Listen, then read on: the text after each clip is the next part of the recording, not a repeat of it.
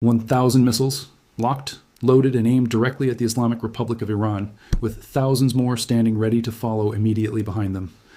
That is not a battlefield estimate pulled from a classified Pentagon briefing.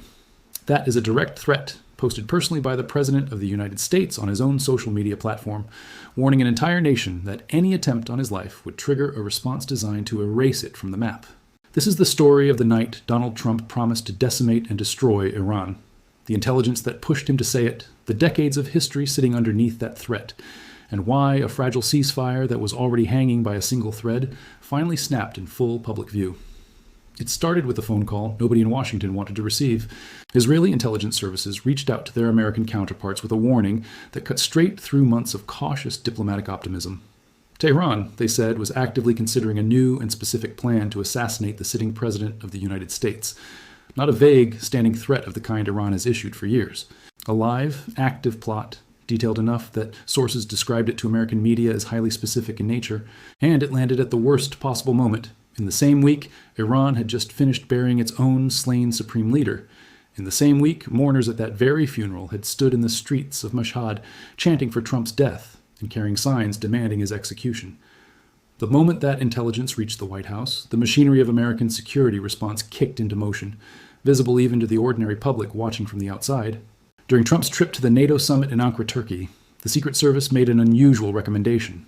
Rather than fly the president home aboard the newly refurbished Air Force One, the state-of-the-art aircraft gifted and retrofitted with advanced security features, they had him depart instead on the older VC-25A, the long-serving predecessor jet. The White House would not confirm publicly whether that switch was tied directly to the assassination reporting, with the communications director instead offering a general statement describing the newer aircraft's advanced security protocols. But the timing spoke for itself. When the Secret Service pulls a sitting president off his newest, most secure aircraft in favor of an older one, in the exact week fresh assassination intelligence surfaces, the message reaches the public whether officials say the words out loud or not. And this is where the human weight of this story becomes impossible to ignore, because underneath the missile counts and the diplomatic maneuvering sits a single man whose job now requires him to weigh every single day. Whether the next flight, the next public appearance, the next open-air rally is the one where a foreign government's oldest grudge finally catches up with him. Trump himself addressed it with a strange, weary bluntness when reporters pressed him on the reports. He dismissed the idea that this represented anything new, telling one outlet flatly that Israel had come up with nothing and that he has been Iran's top target for years, simply calling it the way life is. Whether that comment reflects genuine calm or practiced deflection, it captures something real about the position an American president now occupies. Living, day after day, as the named number one target on a hostile foreign government's kill list is not an abstraction. It is a lived condition, and it has been for years, dating back to the 2020 strike that killed Iranian General Qasem Soleimani, an operation Trump personally ordered and one Tehran has never stopped promising to avenge. To understand why this threat carries the weight it does, you have to go back to that moment in January of 2020, when an American drone strike near Baghdad's airport killed Soleimani, the commander of Iran's Quds force, and arguably the single most powerful military strategist Tehran had produced in a generation. Iran's leadership vowed revenge immediately, publicly and repeatedly, in language nearly identical to what the world heard again this past week. Over the years that followed, American intelligence agencies uncovered and disrupted multiple plots tied to that vow, including a foiled scheme targeting a former national security advisor and repeated warnings passed to Trump himself throughout his 2024 campaign when Biden administration officials briefed him directly on what they described as real and specific threats from Iran against his life. This is not a new grievance dressed up in fresh headlines. This is the same unresolved blood debt Iran has been carrying for more than half a decade, resurfacing now with sharper teeth. At the exact moment, Tehran's own leadership has fresh and personal motivation for revenge of its own. Because remember what had just happened days before this threat became public. Iran's own supreme leader, Ali Khamenei, was killed in the opening strikes of this current war back in February, an operation carried out jointly by the United States and Israel. His son, Mojtaba Khamenei, proclaimed the new supreme leader by a clerical assembly in the days that followed, had just finished burying his father in a 6-day funeral procession stretching from Tehran through Qom and into the Iraqi holy cities of Najaf and Karbala before ending in Mashhad. And it was in the immediate aftermath of that funeral, with the grief and fury of that ceremony still fresh across the country, that Mojtaba issued his own statement, read aloud on Iranian state television, pledging to avenge his father's blood, and describing that vengeance not as an option, but as the demand of the entire nation, something that must certainly happen. Two governments now sit locked in a mirror image of grievance. Washington believes Tehran wants its president dead. Tehran believes Washington and its allies already killed its own supreme religious leader and owes a debt in blood that can only be repaid the same way. That is an extraordinarily combustible foundation for any diplomatic process to be standing on. Let's look at exactly how far this exchange of threats actually went, because the numbers and the language involved are almost impossible to overstate. Late on a Friday night, Trump posted directly to Truth Social, warning that should the Iranian government act on its threat to assassinate him, 1,000 missiles were locked and loaded and aimed squarely at the Islamic Republic, with thousands more ready to follow immediately after. He went further, stating that orders had already been given, and that the United States military stood ready, willing and able for a full year, subject to extension, to completely decimate and destroy every area of Iran. That is not diplomatic language. That is the language of a sitting president describing, in explicit and public terms, a plan for the sustained total military destruction of a nation-state, contingent entirely on that nation's own next move. Iran did not stay silent in the face of it. Mujtaba Khamenei's statement, delivered through state television, repeated his pledge to avenge his father's blood from what he called the criminal and disgraced killers responsible, framing that vengeance once again as a national demand rather than a personal grievance. Two governments, each publicly promising catastrophic retribution against the other, trading escalating vows within the same 48-hour window. While behind closed doors, diplomats on both sides were still quietly trying to keep the wreckage of a collapsing ceasefire from turning into full-scale war. Because that ceasefire really was collapsing, piece by piece, in the days leading up to this exchange. Iran had attacked commercial shipping in the Strait of Hormuz earlier that same week, the very choke point this channel has already tracked, driving America's own emergency oil reserves down to a 40-year low.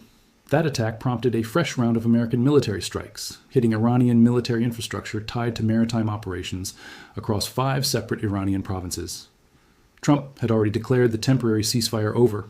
The tentative accord both sides had signed weeks earlier, the one meant to finally close the book on months of open war, was unraveling in real time, and the assassination threat landed directly on top of that unraveling like a match dropped onto spilled fuel. Look, too, at how quickly this rippled outward into Washington's own political bloodstream. Reports of the threat spread rapidly through congressional briefings and cable news chyrons alike, with lawmakers on both sides of the aisle publicly weighing in on what a credible assassination plot against a sitting president should mean for America's ongoing posture toward Tehran. Some hawkish voices in Congress seized on the moment to push for an even harder line, arguing that any credible threat against the commander-in-chief demanded an immediate and overwhelming show of force well beyond mere rhetoric. Others urged caution, warning that responding to intelligence reports with public threats of total destruction risked boxing the administration into a corner it might not actually want to occupy if talks in Muscat and Tehran showed any real signs of progress. That split mirrors the exact tension sitting at the heart of this entire episode. A government has to look strong enough to deter an assassination attempt without committing itself so completely to destruction that diplomacy becomes politically impossible to pursue afterward. This is where the fear becomes real, where you have to sit with the most dangerous question hovering over this entire exchange. What actually happens if either side follows through? 1,000 missiles aimed at Iran is not a symbolic gesture. It is a stated commitment to a campaign of destruction lasting up to a full year, openly discussed in a public social media post rather than a classified briefing. And on the other side of that equation sits a country whose new supreme leader has just publicly promised, on state television, that revenge for his father's death is not optional, but a certainty the nation demands. Two leaders, each cornered by the political necessity of appearing strong to their own populations, each backed into threats so large that walking them back becomes its own form of humiliation. That is the exact combination of pressures that has, throughout history, turned brinkmanship into war nobody actually wanted. And yet, remarkably, underneath all of that publicly traded fire and brimstone, the machinery of diplomacy never actually stopped moving.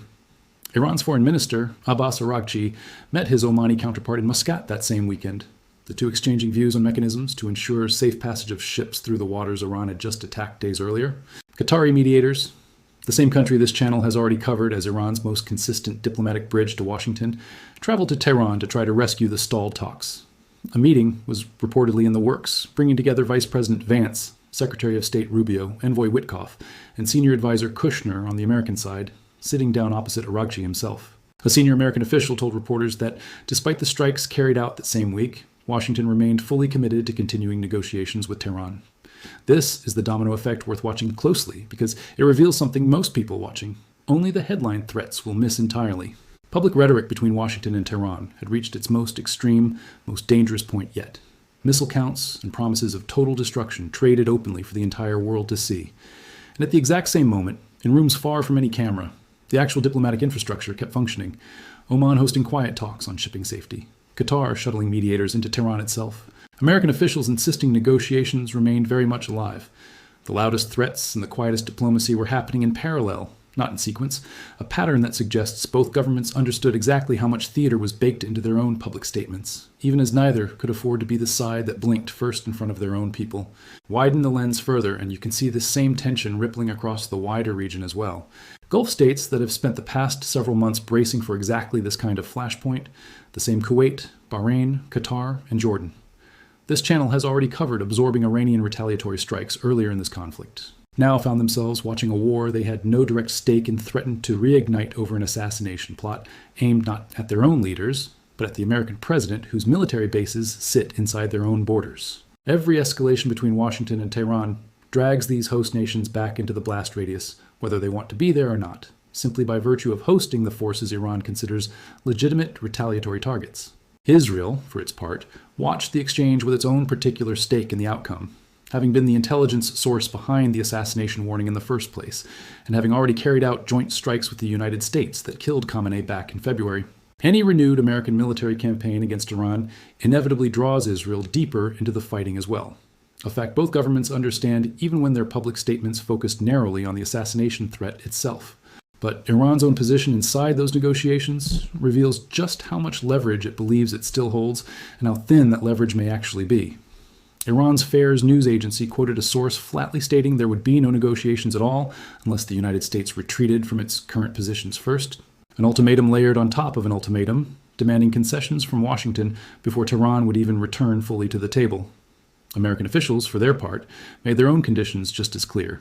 Any real deal would require Iran to accept firm limits on its nuclear program and to actually deliver its existing nuclear material, not simply promise future compliance. Senior U.S. officials described the conversations as productive, even as they issued a fresh ultimatum in direct response to Iran's targeting of commercial vessels earlier that week. Two governments, each demanding the other move first, each publicly threatening catastrophic consequences, and each still, somehow, sitting down at tables in Muscat and Tehran trying to find a way out.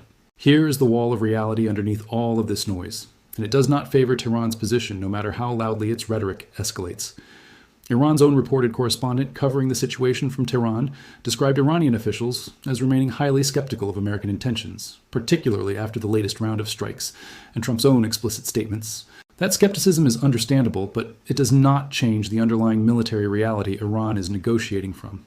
This is a country that just buried a supreme leader killed in the opening strikes of this very war, a country whose new leader has not been seen in public since suffering serious injuries in that same strike, a country whose economy sits crushed under the combined weight of sanctions and months of sustained military damage, and a country now facing an open public threat from the president it allegedly plotted to kill, promising a full year of unrestrained military destruction should that plot ever move forward. Iran's leverage rests almost entirely on its ability to threaten escalation. Consider, too, the strange asymmetry sitting at the center of this entire standoff.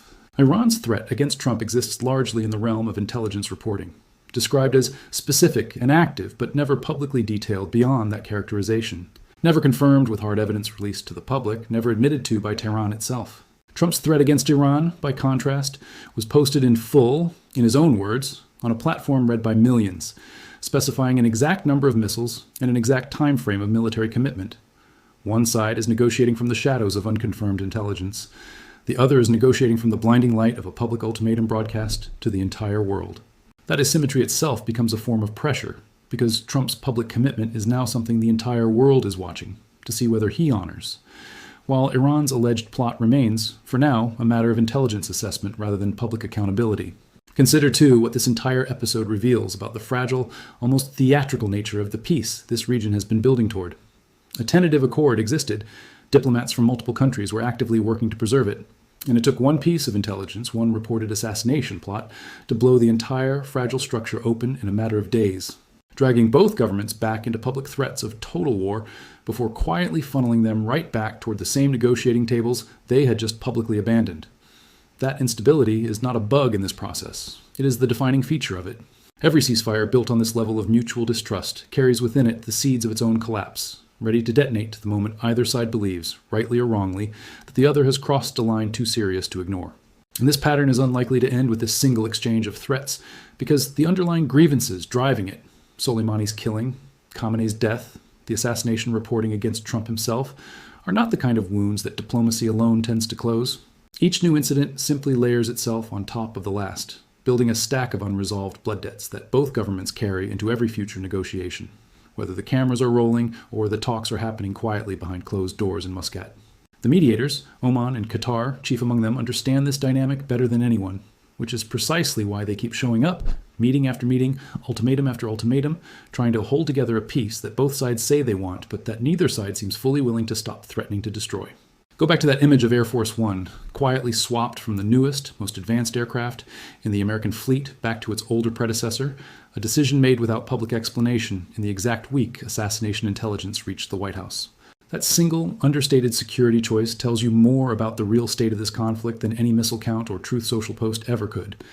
Presidents do not change planes over nothing, and a nation does not threaten to decimate another country's every area over a rumor it considers baseless.